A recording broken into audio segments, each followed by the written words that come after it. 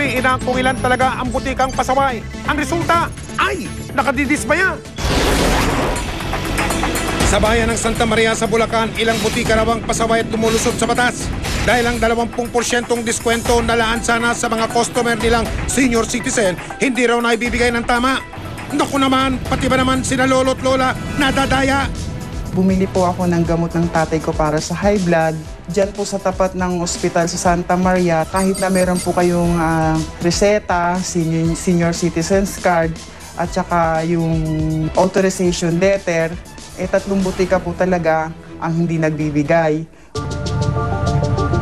Kaya kahit ang mismong asset naming senior citizen, hindi maitago ang pagkadismaya. Pag senior, cost lang.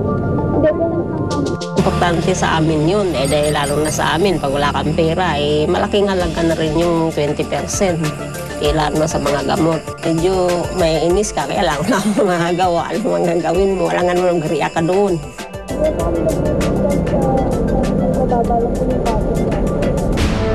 Marahil ang ilan sa ating mga lolo't lola hindi pa lubos na alam ang kanilang karapatan. Kailangan sumunod sa batas. Sa DTI kasi, may mga tindahan na hindi makaklaim ng discount ang mga senior citizen.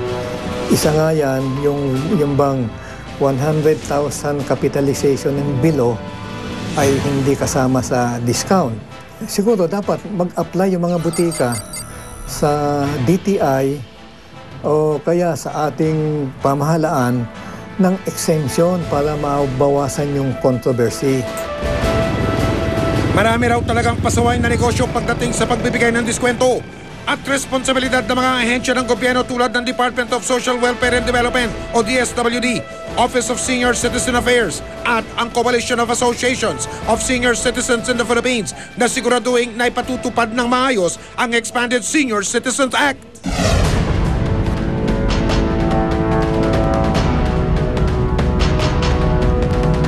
Isa-isang binisita ng mga operatiba mga pasaway na butika.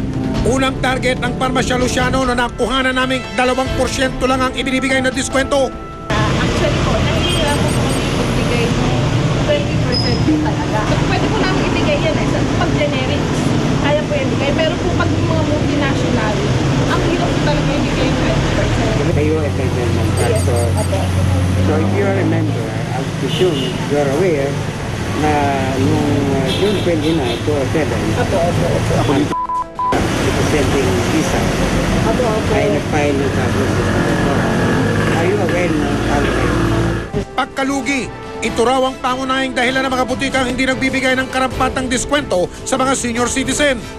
Minsan ang naghain ng petisyon ng ilang asosasyon ng mga maliliit na butika para pigilan ang pagpapatupad sa kanila ng Expanded Senior Citizen Act. Pero sa desisyon na ibinaba ng Korte Suprema noong taong 2007, kinatigan pa rin ng Korte ang kapakanan ng mga nakatatandang miyembro ng lipunan. Part of their yung discount ay maiaano din sa ating gobyerno, maipapabawas as tax credit. Kaya sa huli nangako ang may-ari na susundin ang batas ukol sa tamang diskwento. Abay mabuti naman po. Parang hindi ko lang very good. Also, they have a commitment. Sa katabi naman nitong butika na Pharmacy 23, inamin ng mga tauhan na hindi sila nagbibigay ng anumang diskwento. Hindi po kasi yung pong kasing namin, mababa na po yung presyo namin. Kaya po hindi na po kami makapagbigay ng less percent. Ipinagmalaki pa ng may-ari na sa lahat ng mga butika sa area, sila ang pinakamura. Ipinaliwanag din niya kung paano sila nadedehado sa malaking diskwento. Ang pinakamagandang example, lahat ng tao gumagamit ng magkano ang ating puhunan? 325. Ang bentahan ho namin, 350. Magkano ang 10%? 10% ng 350, 35 cents. So, 10% pa lang, talo na. Pero giit naman ng monitoring team, ang batas na ito ay hindi para maargapyado ang mga negosyong tulad nila. Nilalag po ninyo hiwalay, separately, yung mga nagpo-purchase na senior citizen po. So wala po tayong reason na hindi natin sila i-exempt dun sa 20%. Yung pong binibigay yung discount, meron pong burden sharing ang tawag. Burden sharing. Halimbawa po, kumukuha kayo ng supply ng gamot sa ko. Kung yung inyo pong naibigay na discount ay pwede kalahati nun sa kanilang magaling. Alamin po niyo yan sa DOH. Hindi rin daw dahilan ang kakulangan sa tamang kaalaman para ipagkait ang diskwentong nasasad mismo sa batas. Sa ikatatlong butika naman na DLQ, pawang tikom ang bibig ng mga tauwang humarap sa amin. Abat tila iwas pusoy ang may-ari. Pag senior na bibili ng gamot, ay bibigay pa rin discount? Nagbibigay po. Pagka branded, magkano? Pag branded? Kasi ang mayari na lang po. Kasi bago lang po akong tindera dito. Alam mo na sa batas, pag senior, kaya anong klaseng gamot yan, 20% discount. Alam mo yan? Opo, nabasa ko po sa booklet nila. Saan? Sa booklet? Opo. Okay, sa madaling salita, alam nyo na pagka hindi nyo binigay yun, meron kayo violation. Kasi po minsan, di ba? Hindi. Ang tanong ko, alam mo na pag hindi 20% binigay yun, meron kayo violation. So, pakisabi lang sa may-ari, no? Ate, mas nakalulugi ang kaparusahan sa patuloy na paglabag sa Senior Citizens Act.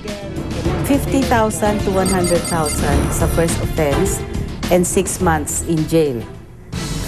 Pero gaya ng inaasahan, hindi lang dito sa Bulacan umiira lang ganitong paglabag sa karapatan ng mga senior citizen. Dahil sa pag-iikot namin sa Kalakhang, Maynila, ang ilang butikang malalapit sa ospital, ganito rin ang eksena. Doon nandun 5%. 5% kahit saan. May less ba kapag kasi nga dito? Walang less na. 10%. Sa 15 butikang pinagbilhan namin sa 3 magkakaibang lugar, 8 sa kanila ang may kanya-kanyang dahilan ng hindi pagbibigay ng angkop na diskwento.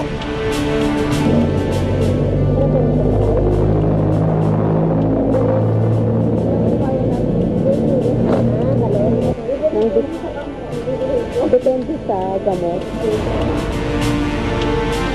Pero bakit naman po ang ilang butikang katabi ninyo kayang-kaya magbigay ng kaukulang diskwento? Ayan po. Yung 500 milligram. Pagkaano po, magkano ang discount pagka senior? 20%. Kaya naman inilapit na namin ang problemang ito sa mismong purong tanggapan ng DSWD. Giit ni DSWD Secretary Dinky Soliman, patuloy ang pakikipag-ugnayan nila sa iba't ibang ahensya ng gobyerno para siguraduhin ang pagpapatupad sa karampatang diskwento. Meron tayong National Coordinating and Monitoring Board para sa pag-iimplementa ng Expanded Senior Citizens Act. Ito ay pinamumunuan ng DSWD at bahagi nito ay ang DOH, ang DILG, at iba pang mga ahensya ng pamahalaan. Una, maaring yung mga ilang butika, ang kanilang ginagamit pa rin ay yung dating Senior Citizens Act. Hindi pa nila lubos na nakukuha yung implementing rules and regulation sa usapin ng Senior Citizens Act na expanded. Pero para sa mga sadyang pasaway na establishmento tulad ng mga butika, may ilang numero kung saan pwedeng i-report ang mga yan. Meron kaming text numbers at saka pwedeng pumunta sa mga tanggapan ng DSWD o ng DTI o ng DOH. Walang exempted sa pagbibigay ng discount as far as I know. At ang batas, walang in-exempt. So lahat ng butika, kailangan magbigay ng 20% discount sa senior citizen. Mabuti man ang balak ng batas kung hindi na ipatutupad ng maayos, baliwala rin. Ang tanging benepisyo sana na ipinagkaloob sa kanila ng gobyerno, huwag nang ipagkait sa ating mga lolo at lola. Dahil sa kanilang edad, nararapat na sila naman ang kalingain ng lipunan. Susunod, 16 na taong gulang na dalagita di umano'y nasadlak sa prostitusyon. Mismong tatay ng biktima umalma. Kung gusto ko daw magpa-booking, ganun daw. Tapos bibigyan daw ako ng pera. 30,000, ganun daw po.